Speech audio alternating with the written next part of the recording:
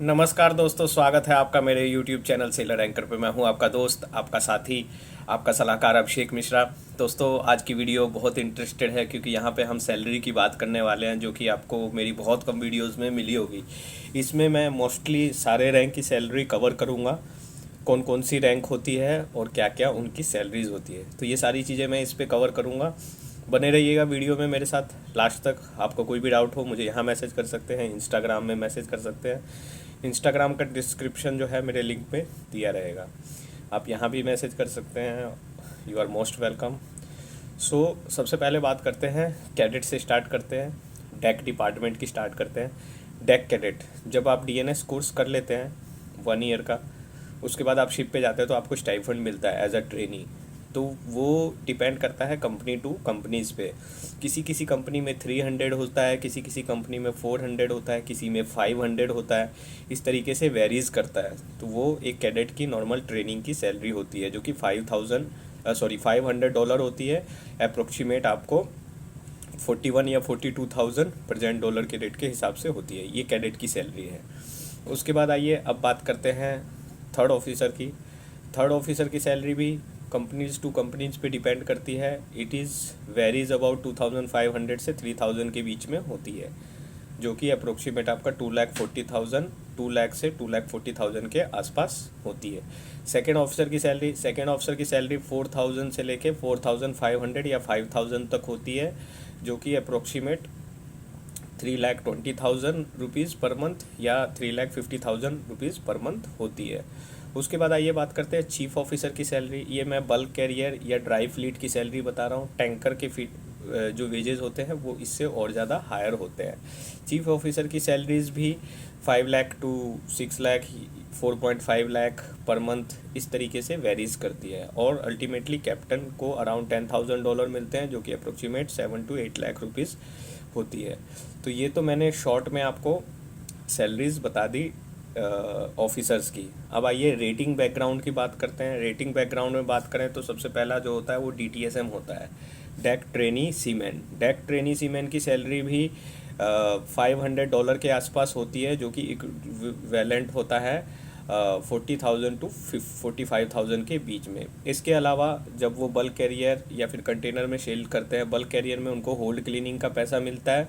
वो भी डिपेंड करता है ओनर पे, कौन ओनर कितना देता है पर होल्ड से, फिर वो डिस्ट्रीब्यूट करके चीफ ऑफिसर या मास्टर डिस्ट्रीब्यूट करके क्रू में बांट देते हैं। तो वहाँ से भी कुछ अर्निंग्स आ जाती है, अबाउट $300-400, $500 भी आ सकती है, बट वो फिक्स नहीं है। उसके अलावा OT मिलता है, ओवर टाइम। तो ट्रेनी को बहुत कंपनीज नहीं देती है, बहुत कंपनी देती है, तो उसका रेट जो होता है वो बहुत कम होता है।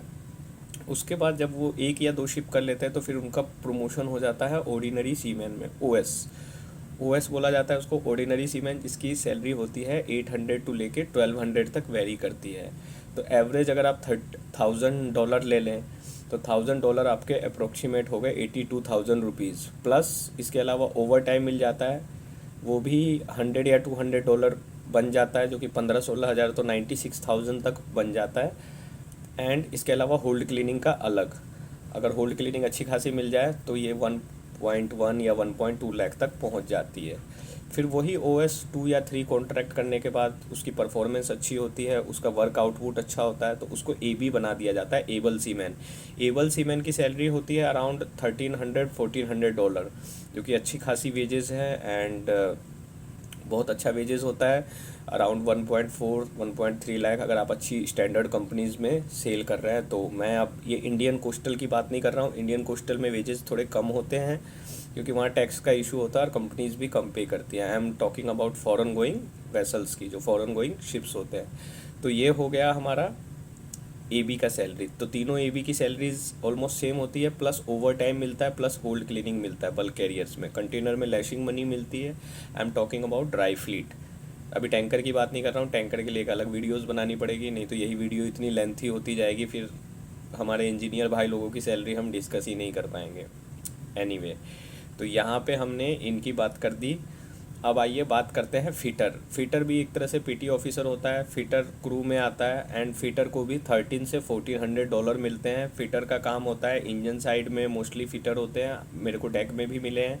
उनका काम होता है कटिंग, वेल्डिंग और फिटिंग करना, या कोई काम आता है फिटिंग का, या डी कैब होता है इंजन रूम में, या फिर मान लो आपको मूविंग विंच में उसको ये चेंज करना पड़ता है लाइनिंग वगैरह, तो फिटर का ज़रूरत पड़ता है। फिटर एक बहुत इंपॉर्टेंट रैंक है, तो उसकी वेजेस इतने होते हैं। फिर इलेक्ट्रिकल ऑफिसर की बात करते हैं तो उसके वेजेस अबाउट 5000 to $6000 के बीच में होता है, जो कि अप्रोक्सीमेट आपको 4 lakh to 4.5 lakh rupees per month के बीच में होता है। इलेक्ट्रिकल ऑफिसर का कोर्स अलग होता है, उसके लिए आपको इलेक्ट्रिकल इंजीनियरिंग चाहिए, उसके बाद 4 या 6 मंथ्स का इसका कोर्स होता है। इसमें भी आपको इनिशियल में स्पॉन्सरशिप लेना पड़ता है।